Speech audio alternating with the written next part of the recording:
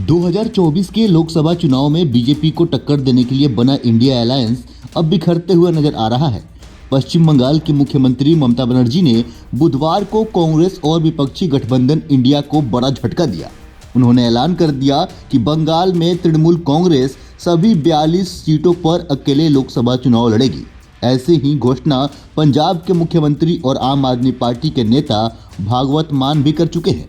बता दें कि टीएमसी की प्रमुख ममता बनर्जी ने कांग्रेस और टीएमसी के बीच सीटों के बंटवारे पर चल रहे टकराव को लेकर मैंने उन्हें सीटों के बंटवारे पर एक प्रस्ताव दिया था, लेकिन उन्होंने शुरू में ही इसे इनकार कर दिया। हमारी पार्टी ने अब बंगाल में अकेले चुनाव लड़ने का फैसला कर लिया है। ममता बनर्जी ने यह ऐलान कांग्रेस नेता राहुल गांधी के नेतृत्व में हो रही भारत जोड़ो न्याय यात्रा के पश्चिम बंगाल में प्रवेश करने के एक दिन पहले यानी बुधवार को कर दी।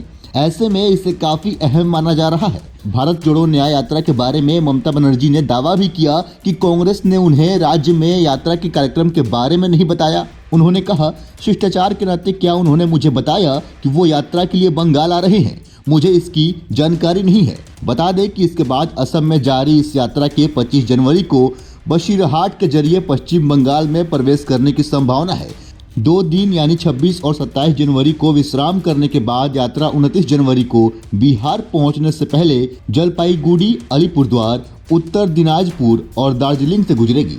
यह मालदा के जरिए 31 जनवरी को पश्चिम बंगाल में पुनः प्रवेश करेगी और मुर्शिदाबाद से गुजरेगी। मालदा और मुर्शिदाबाद दोनों ही कांग्रेस के गढ़ माने जाते हैं। 1 फरवरी को यात्रा राज्य से प्रस्थान करेगी। वहीं ममता बनर्जी के बयान पर प्रतिक्रिया देते हुए कांग्रेस महासचिव जयराम रमेश ने कहा, पश्चिम बंगाल के मुख्यमंत्री और तृणमूल कांग्रेस प्रमुख ममता बनर्जी के बिना विपक्षी गठबंधन इंडिया की कल्पना नहीं की जा सकती है।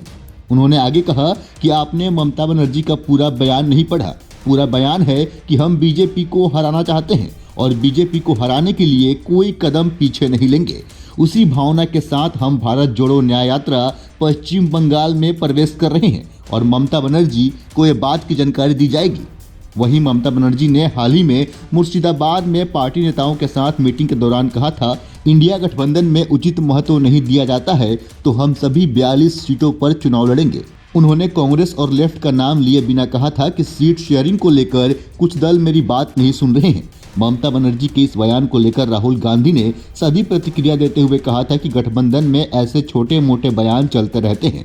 लेकिन वही पश्चिम बंगाल कांग्रेस के अध्यक्ष अधीर रंजन चौधरी ने कहा था कि ममता बनर्जी को जो बोलना है बोलने दीजिए, हम अपना काम कर रहे हैं। आए दिन अधीर रंजन चौधरी विभिन्न मामलों को लेकर बंगाल सरकार को घेरते रहे हैं। इसके जवाब में टीएमसी भी पलटवार करती है। ऐसे में आए दिन सवाल उठ रहे हैं कि क्या बंगाल में कांग्रेस और टीएमसी के बीच सीट शेयरिंग होगी। तो वहीं मिली जानकारी के मुताबिक ममता बनर्जी की टीएमसी की ओर से कांग्रेस के 2019 के लोकसभा चुनाव के प्रदर्शन को देखते हुए उसे केवल 2 सीट देने की पेशकश की गई थी। इसको कांग्रेस ने ठुकराते हुए कहा था कि ये काफी कम है, ऐसे में इसे स्वीकार करना काफी मुश्किल है।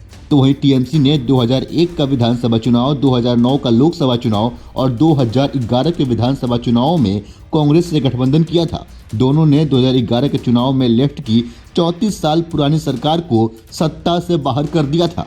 वहीं पंजाब की बात करें तो पंजाब के मुख्यमंत्री भगवंत मान ने बुधवार को कहा, आम आदमी पार्टी लोकसभा चुनाव में राज्य में कांग्रेस से गठबंधन नहीं करेगी। हम सभी 13 लोकसभा सीट जीतेंगे। हालांकि आप दिल्ली में गठबंधन करने को राजी है, लेकिन दोनों दलों की सीट शेयरिंग को लेकर मीटिंग भी हाल ही में हुई है, अभी कुछ क्लियर नहीं हुआ है।